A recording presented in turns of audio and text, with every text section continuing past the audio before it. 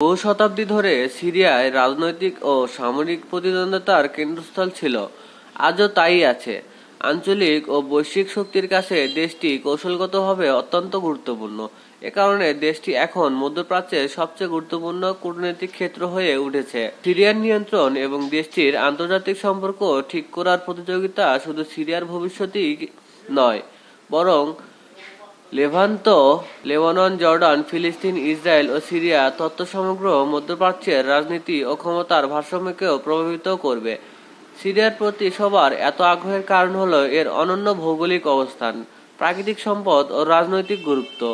দেশটি মধ্যপ্রাচ্যের কেন্দ্রস্থলে অবস্থিত। এটি দেশটিকে বিভিন্ন শক্তির কাছে আকর্ষণীয় করে তুলেছে। এছাড়া এটি একটি পূর্ণাঙ্গ আরব দেশ, যার রয়েছে দীর্ঘ ঐতিহাসিক, সাংস্কৃতিক ও জাতিগত সংযোগ। বর্তমানে দেশটি 5 দশকের স্বৈরশাসন ও 13 বছরের গৃহযুদ্ধের কারণে বিধ্বস্ত। কিন্তু তারপরও শত শত কূটনৈতিক, ব্যবসায়ী, সমাজকর্মী ও বিভিন্ন স্বার্থ সংশ্লিষ্ট গোষ্ঠী সেখানে উপস্থিত রয়েছে, কারণ তারা বোঝে সিরিয়ায় শক্তি ও ক্ষমতার যে পুনর্গঠন চলছে তা শুধু দেশটির জন্যই নয়, পুরো অঞ্চলের জন্য গুরুত্বপূর্ণ হতে পারে। 5000 বছর ধরে সিরিয়ায় জনগণ ও শাসকেরা তাদের বিষয়ে বহিরাগতদের আগ্রহের বিষয়টি অনুভব করে আসছেন।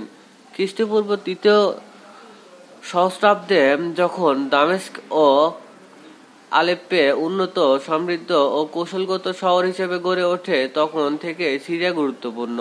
ইতিহাস জুড়ে সিরিয়ার ভূমি ও জনগণ জ্ঞান, সংস্কৃতি, অর্থনীতি, খাদ্য, প্রযুক্তি, পরিচয়ের বিকাশ ঘটিয়েছে।